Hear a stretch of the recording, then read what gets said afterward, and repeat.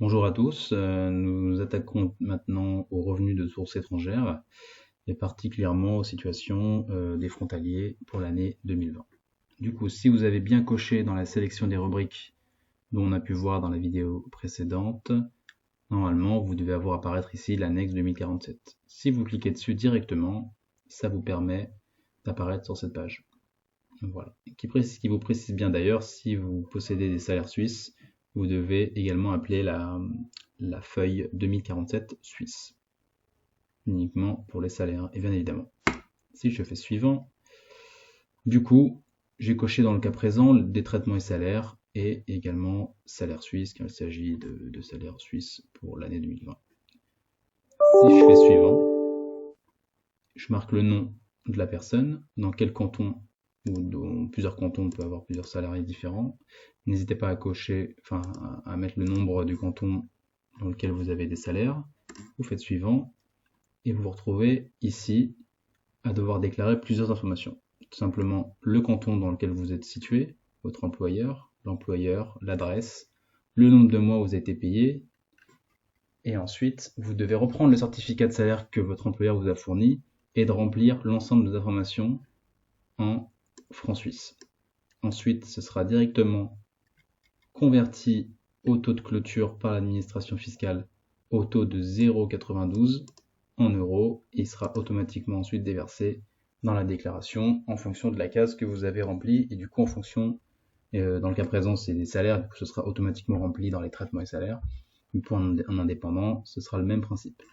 Sauf qu'évidemment, ce bordereau-là concerne uniquement les salariés. Ensuite, il vous sera demandé de choisir un cas. Et ce cas sera très important pour la suite de votre déclaration. L'ensemble des cas sont précisés ci-dessous. Vous avez principalement 4 cas. Bon, ils sont décomposés en 3 cas. Le cas 1, le cas 2A, 2B et le cas 3. Du coup, dans le cas 1, il s'agit des salariés situés dans les 8 cantons cités juste après. Et ensuite, il vous précise bien que le report se fera directement dans la case 1AG, et du coup, ou PAG en fonction de si vous êtes le déclarant numéro 1 ou numéro 2. Ou alors, si vous êtes une autre personne du foyer fiscal, en case 1CG ou 1FG. Ce cas-là concerne principalement les salariés qui ne sont pas retenus à la source en Suisse et du coup devront déclarer leurs revenus et payer leur impôt en France. Le cas numéro 2, général A, il s'agit principalement des autres cantons dont celui de Genève. Or, cas particulier comme c'est précisé ici, du 2B, du coup du cas d'après, l'ensemble des éléments sont déclarés et reportés dans la déclaration principale en 1AF et 8TK. Bon, après, il y a plusieurs autres cas en fonction si vous êtes situé en déclarant 2 ou une autre personne du foyer fiscal. Mais il s'agit, dans ce cas-là, des salaires qui sont directement retenus à la source en Suisse. Et du coup, vous n'aurez pas à payer d'impôt en France. Du coup, si vous remplissez bien votre déclaration, vous n'aurez pas payé d'impôt à la fin de l'année. Dans le cas 2B, il s'agit, comme l'explique l'administration fiscale, de cas particuliers pour des navigants, pour des artistes, pour des sportifs qui sont directement imposés en Suisse. Et les éléments seront directement déclarés et reportés dans la case 1AG ou 1BG, ou encore une fois, si vous êtes un autre membre du foyer fiscal, en 1CG ou 1FG. Il s'agit également, comme le cas 2A, de personnes qui se situent dans les autres cantons non cités dans le cas numéro 1, ici. Et du coup, l'ensemble de votre crédit d'impôt étranger sera directement marqué. N'oubliez pas de remplir vous-même la case 8VM, 8WM ou 8UM en fonction de la situation dans votre foyer fiscal. Et du coup, vous devrez directement les remplir à la main. Donc n'oubliez pas de le faire si vous êtes dans cette situation-là. Alors que dans le cas 2A, la case 8TK est automatiquement remplie. En effet, les cases 8 vous permettent d'éliminer l'imposition sur l'année et du coup de ne pas payer 2 fois l'impôt, une fois en France et une fois en Suisse. La situation 3 qui est plus rare, il s'agit des salaires exonérés d'impôts par la Suisse, qui seront encore une fois déclarés dans les mêmes cases, 1 AG et 1 BG. Et du coup, il faut cocher la case ci-dessous et faire suivant.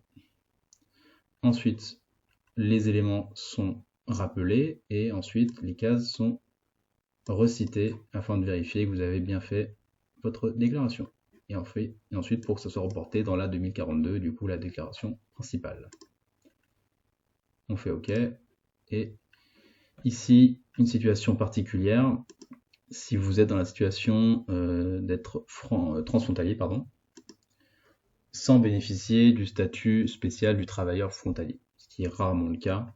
Donc vous cochez les cases, ils vous demandent si vous avez télétravaillé, ils vont vous demander si vous avez les montants imposables lorsque vous avez travaillé de chez vous, donc en télétravail, les montants imposables des indemnités versées par le pays étranger, et enfin différents éléments comme le chômage partiel, les pré-retraites et autres. On n'est pas dans ce cas, le cas présent. Et ensuite, c'est rempli directement dans la 2047. Donc on a mis que c'était en provenance de la Suisse, c'était des revenus privés, et enfin le revenu en euros. Ensuite, les éléments sont rappelés ici afin que la case soit remplie automatiquement, la case 1AG. Ensuite, vous pouvez descendre et faire suivant. Là, il vous indique que c'est automatiquement reporté. Vous voyez, report activé. Si la case est en bleu, cliquez dessus pour que ce soit automatiquement reporté dans la case indiquée ici. Dans le cas présent, la case 1AG. Et vous faites suivant. Et il vous renvoie directement vers la déclaration principale. Et ici, il vous renvoie là où vous étiez dans la case précédente. Et du coup, là, j'étais dans les charges. Donc voilà. Merci beaucoup, bonne journée.